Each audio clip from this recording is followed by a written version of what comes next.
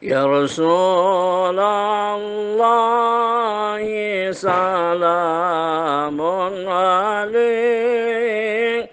يا رفيع الشان يا رفيع الشان يا رفيع الشان والدرج الله كريم تغشاهم بالرحمة والمغفرة بسر النبي وآل النبي بسر سورة الفاتحة بالله من الشيطان الرجيم بسم الله الرحمن الرحيم الحمد لله رب العالمين الرحمن الرحيم مالك يوم الدين إياك نعبد وإياك نستعين صراط المستقيم صراط الذين أنعمت عليهم غير المغضوب عليهم ولا الضالين آمين. بسم الله الرحمن الرحيم الحمد لله رب العالمين وبه نستعين على أمور الدنيا والدين اللهم صل وسلم وبارك على سيدنا ومولانا محمد وعلى آله وصحبه أجمعين سبحانك لا علم لنا إلا ما علمتنا إنك أنت العليم الحكيم ولا حول ولا قوة إلا بالله العلي العظيم رب اشرح لي صدري ويسر لي أمري واحلل عقدة من لساني يفقهوا قولي اللهم افتح علينا فتوح العارفين وانشر علينا رحمتك يا أرحم الراحمين. قال المؤلف رحمه الله تعالى ودمن نفع به وبعلومه في الدارين آمين. Berkatalah Syekh Abu Bakar Ar-Razi rahimahullahu ta'ala, al-imanu fi qalbil mu'mini kasyajaratin laha sab'atu aghsanin ghusnun yantahi ilallah wa thamaratuhu sihhatul iradati summa ila lisanihi wa thamaratuhu sidqul maqalati summa ila rijlaihi wa thamaratuhu i'ta'us sadaqati summa ila ainihi wa thamaratuhu ilal ibarati summa ila jawbihi wa thamaratuhu aklul halali wa tarkus syubuhat summa ila nafsihi wa thamaratuhu tarkus syubuhat. Artinya, jamaah sekalian yang dirahmati oleh Allah Subhanahu wa taala, alhamdulillah kembali kita melanjutkan daripada amaliyah rutin kita, yaitu pembacaan Ratibul Atas, yang kita lanjutkan dengan sama-sama niat kita seberataan, yaitu niat kita adalah talabul ilmi, menghidupkan waktu antara isya dan maghrib. Karena waktu antara maghrib dan isya adalah waktu yang sangat mulia. Kemudian kelanjutan daripada bacaan kita, yaitu bahwasanya ujur pengarang ini mengatakan iman itu, dalam perkataan Syekh Abu Bakar Ar-Razi, bahwasanya iman itu adalah nurun ilahiyatun di hati, di dalam hati hamba-hambanya. Jadi yang namanya iman itu adalah nur ilahiyah, nur yang dibangsakan daripada ketuhanan. Kita beriman kepada Allah Ta'ala itu karena Allah Ta'ala memberikan anugerah kepada kita. Kalau Allah kada memberi anugerah, kada kawa. Nah, lalu nur ilahiyah tadi apabila memancar di dalam hati, hasilnya apabila berkehendak hamba itu, maka kehendaknya itu akan terjadi. Karena kehendaknya sama dengan kehendak Allah Subhanahu wa taala. Iradatuhu bi iradatillah, kehendak seseorang itu sekehendak dengan kehendak Allah Subhanahu wa taala. Nah, ada kita wayah ini kalau nang kita saat ini nih. Misal nih. Hari panas. Lalu kita berkehendak supaya hujan. Tapi kada mau. Lah, itu kenapa jadi kada mau? Berarti kan ada ganjalan di kitanya tuh, Bang. Lamun inya sesuai, artinya kehendak orang tadi, nur ilahiyah tadi, apabila inya itu di dalam hati, maka hasilnya kehendak si hamba itu sesuai dengan kehendak Allah Ta'ala, maka terjadilah apa yang diinginkan. Nah, cuman pada kenyataannya kita kebanyakan orang itulah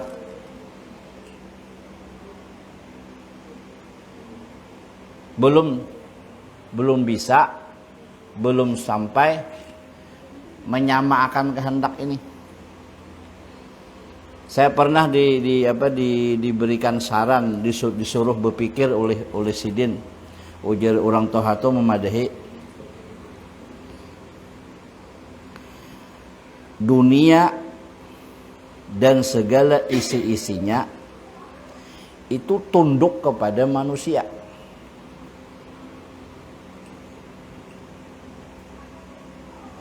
Tapi sih kenapa hari ribut kadakawa kita mengampihi, panas kadakawa kita menyandang. Nah, sedangkan di dalam Al-Quran itu kan wasakhara lakum ma fis samawati wa ma fil ardh. Ditundukkan.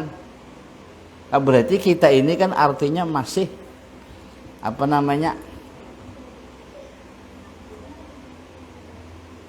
belum bisa membedakan tuh nah. Mana kehendak kita, mana kehendak yang sesungguhnya terbit daripada kehendak Allah Subhanahu wa taala.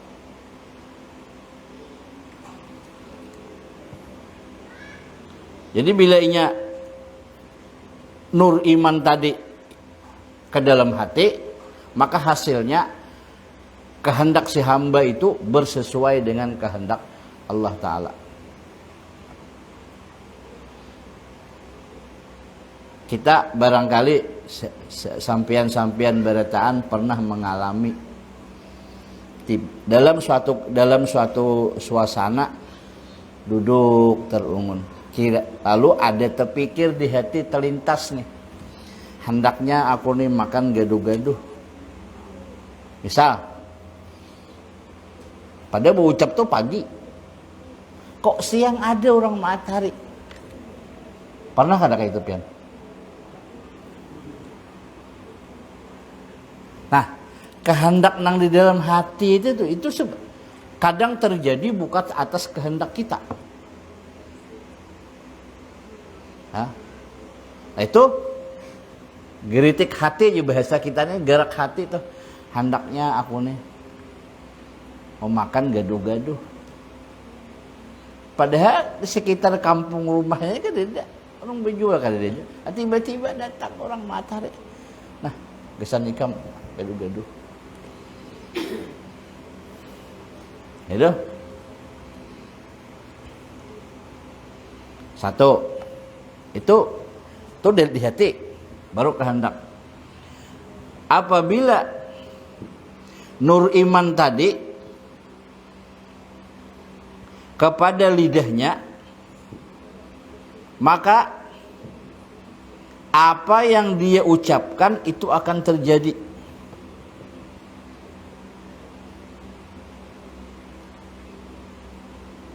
Ini banyak juga orang yang pernah mengalami hal semacam ini. Hati-hati jangan ke situ, kamu tuh gugur, gugur. Itu ucapan dia. Ini.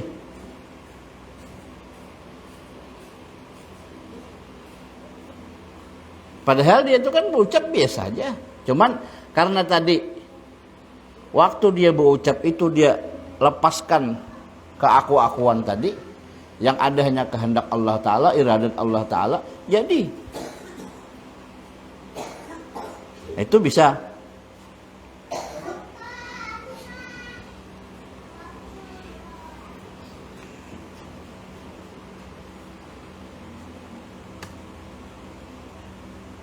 Banyak itu terjadi.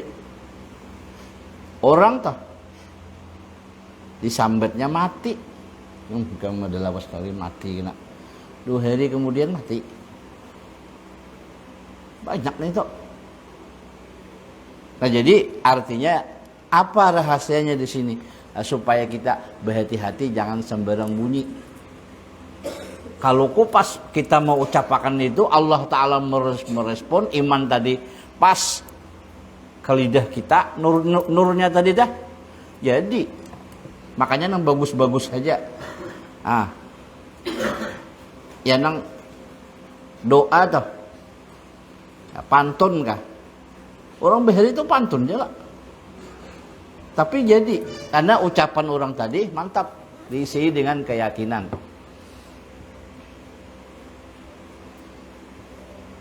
Belum pernah ketemu di Kumai orang tua.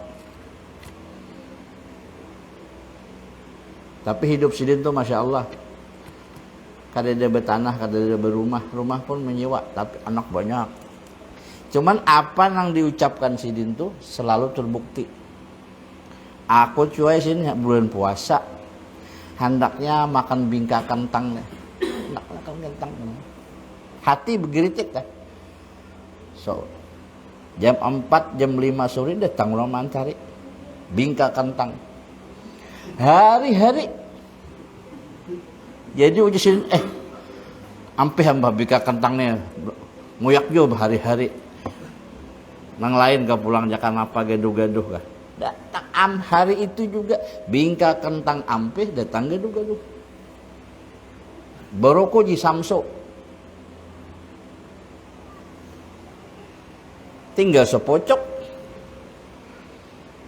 Ada ulun ini anak mailangi sidin tuh lalu anak mencari alamat tuh supaya nyaman tuh kan kita ke warung orang pura-pura membeli apa kan dulu mau belilah ulun tuh rokok di Samsul sebungkus teh padahal ada merokok kada imbah membelanja itu lalu betakon mana rumah si anu kan nyaman daripada kita betakon biasa aja kada napa-napa orang berjualan kan kadang-kadang bisa jual lagi kada mood ditakuni belanja kada biar betakon benaham bisa juga jadi kita nih belanjalah dulu nukar lah rokok di Samsul sebungkus saya nukar kita kan berokok kada imbah selesai nukar rokok tuh kemana aja kok aku nih bilang nih jika ada orang tohat aja kok hilangilah pas sidin keluar ambil apa namanya mengeluarkan rokok sepocok mah lagi jisam sutat. Nah, imbah selesai dikeluarkan sidin, bungkusnya digiling sidin, buang sidin. Nah, bisa merokok aku sin, anak menukar ngalih juga. Nah, jelun. Nah, sin ikam cok, pikirakan lah. Aku sin kada minta ke ikam. Bepasan kada. Sebelumnya nih, kok ikam sin bawakan rokok ini ke aku? Dalam suasana pas rokokku habis. Asin kayak apa sih nyamannya Allah Ta'ala deh. Sugih napa lagi dicari sih. Kehendak tuh. Tapi sidin tuh Masya Allah. Biasa aja kada ada ambisi yang kayak orang yang hendak bawa mobil ini, hendak berumah ini kada. Ini orang ngaranya bisa dipercaya amanah. Amun kayak kita nih Pak RT diberi nang kayak itu. Aduh. Habis semuanya disambeti hendak ini. Nah, ya Allah Ta'ala kan cocok nih orang.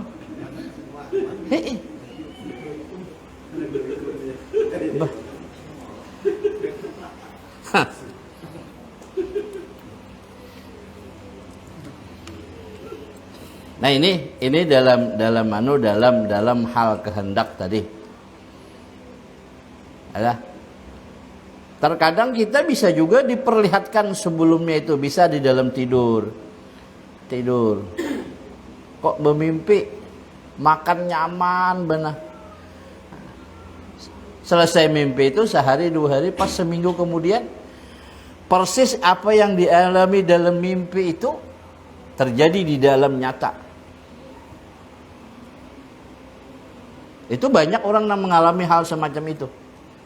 Nah, jadi kembali kepada bacaan kita tadi. Jadi nur iman tadi tuh, iman, nur ilahiyah. Apabila inya tuh memancar ke tangan, maka tangannya itu gampang benar menolongi orang. Kada berat, ayo ya diupah orang gak kada kah? Nah berarti ketika itu di tangannya itulah nang nurun qalbiyun tadi, nang ibarat pohon tadi dikatakan sidin sebanyak 7 cabang. Yang pertama di hati, kemudian di lidah, kemudian kedua kaki, yang keempat ke tangan, yang kelima apabila memancar kepada kedua matanya, hasilnya dia dapat mengambil iktibar dan dapat mengambil contoh pula dari kejadian. Apabila nur ilahiyah ini memancar ke mata seorang hamba, maka apa yang dilihatnya itu menjadi pelajaran, menjadi iktibar. Ada kita ini kan kadang-kadang lah, ya akan melihat benda apakah, begitu melihat sudah melihat, kada bisa lagi memikirkan, iyalah, kada. Nah, tapi bagi orang yang dapat anugerah dari Allah Ta'ala, cahaya nur iman ini apabila masuk ke dalam mata seseorang, maka penglihatannya itu menjadi pelajaran. Nah, salah satunya di antara yang pernah ditulis oleh yang kita lihatkan kan, kita sering mendengar melihat samud ya, samud biayanya berjalan tuh nah, asal bertamuan cuk. Bahasanya tuh kalau tahu kita lah, kan pernah betak orang samud juga. Apakah hanya itu bersalaman atau kayak apa? Cuman bilanya bertamu orang kawan set ya, hanya berjalan. Nah, dapat kita, oh ya, melihat wangi pulang. Sebanyak apapun wangi, kada pernah dihinggap di dahan tuh dahannya patah. Iya, perhatikan ya.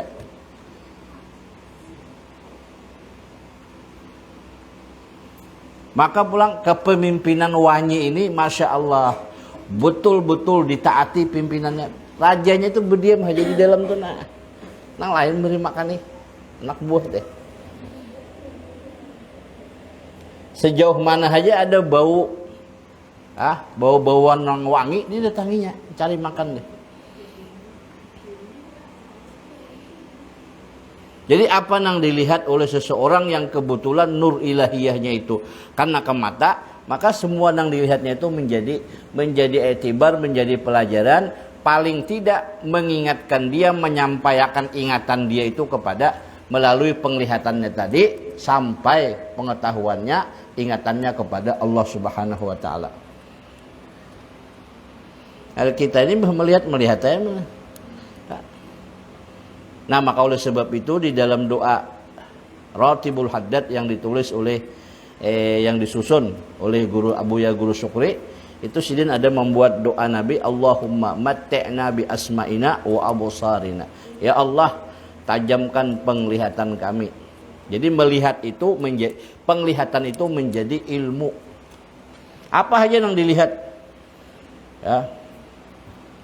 Nah, kemudian yang kelima, yang keenam, apabila nur ilahiyah yang di hati itu apabila memancar ke rongga, maka buahnya, hasilnya dia selalu ingin makan makanan yang halal dan berusaha meninggalkan yang syubhat dan yang haram. Nah, ini kan ada model orang makan tuh nya berhati-hati, kada mau sembarangan. Kadang mau sembarangan. Kalau belum dipasti itu halalnya, dia kadang mau makan. Nah, ketika orang yang seperti ini, maka nur ilahiyahnya itu adalah memancarnya kemana? Ke dalam rongga dia. Dan yang ketujuh, apabila nur ilahiyah yang di dalam hati itu memancar ke nafsunya, hasilnya dia akan dapat mengendalikan nafsu angkara murkanya, yaitu nafsu ammaratun bisu'i, nafsu yang selalu menjerumuskan kepada hal-hal yang menyesatkan. Nah, jamaah sekalian yang dirahmati oleh Allah Subhanahu wa taala. Berhubung kita sudah mendekati bulan puasa, ini kan kurang lebih 1,5 bulan lagi, maka kita perlu sekali untuk mendalami atau menambah pengetahuan kita tentang hal puasa itu. Kadang-kadang kan kita banyak hal-hal yang terlupakan, tetapi dengan kita mengulang dan lagi membaca lagi, maka insya Allah hal-hal yang mungkin kekurangan-kekurangan di dalam bulan puasa yang tahun yang lalu, maka kita akan bisa memperbaikinya. Sebab-sebab yang mewajibkan puasa yaitu ada 5 perkara. Yang pertama, sempurna 30 hari bulan Sya'ban.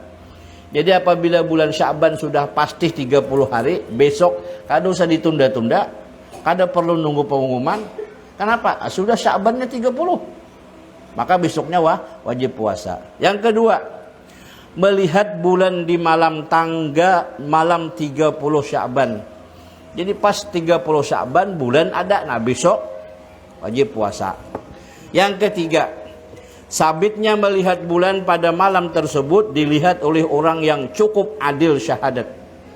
Ya, adil syahadat ini memang agak kriterianya tuh sangat ketat. Dulu bahari waktu masih kita di pondok, ujar Abuya Guru Sukri, bila orang sin berjalan ada buku piah, itu sin kada sah jadi saksi nikah.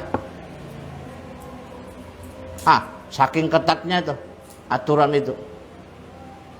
Orang kada sembahyang sin kada boleh nyembelih ayam, sembelihnya jangan dimakan. Ini repot lah. Mencari manusia yang adil semacam ini memang sudah langka, tapi tetap ada.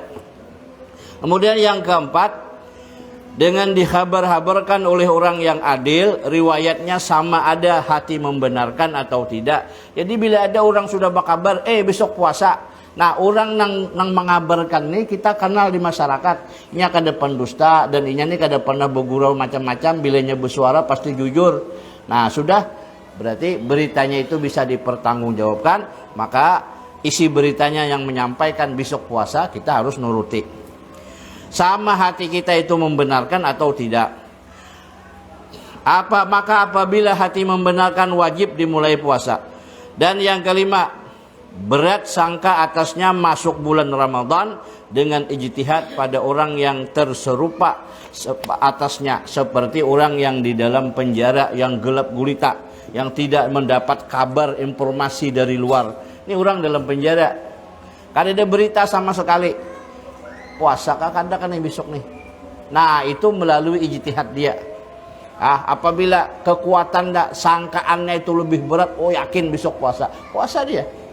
Nah, tapi ini kan rasanya untuk orang semacam ini jarang ada lagi, ya. Karena sekarang zaman sudah semakin canggih, di pelosok manapun kita begana pasti selalu ada berita. Maka jika didapat salah satu sebab yang 5 tersebut, wajiblah dimulai puasa. Jadi kita anak puasa, maka harus mengetahui sebab-sebabnya dahulu. Nah, tadi sempurna bilangan Sya'ban 30. Ujar Rasulullah, sumu li ru'yatihi wa uftiru li ru'yatihi. Berpuasalah kamu dengan sebab melihat bulan. Jadi melihat bulan dulu diutamakan. Dan berbukalah kamu li ru'yatihi, karena melihat bulan juga. Fa in gumma alaikum, jikalau kamu tersamarkan, bulan itu tertutup oleh awan atau tidak bisa dilihat, maka sempurnakan fa akmilu iddatas sya'ban salasina sya'ban. Sempurnakan bilangan Sya'ban itu 30. Ini baru pakai teori namanya teori hisab. ru'yah dulu baru hisab. Nah, bila sudah 30 bulan Sya'ban, maka besoknya wajiblah berpuasa. Jamaah sekalian yang dirahmati oleh Allah Subhanahu wa taala, kemudian syarat sah puasa yaitu 4 perkara. Wallahu a'lam. Al-Fatihah. A'udzubillahi minasyaitonirrajim. Bismillahirrahmanirrahim. Alhamdulillahirabbil alamin arrahmanir rahim maliki yaumiddin. Iyyaka na'budu wa iyyaka nasta'in. Shiratal mustaqim, shiratal ladzina an'amta 'alaihim ghairil maghdubi 'alaihim. Bismillahirrahmanirrahim. Alhamdulillahirabbil alamin. Allahumma shalli ala sayyidina Muhammad wa ala ali Muhammad. Rabbana anfa'na bima 'allamtana wa 'allimna ma yanfa'una wa zidna ilma. Walhamdulillah ala kulli hal. Wa na'udzubika min kulli hal. Yahdina bi rahmatika ya rahim ya ghaffar. Wa sallallahu ala sayyidina Muhammad wa ala alihi washabihi wasallam. Alhamdulillahirabbil alamin. Assalamualaikum.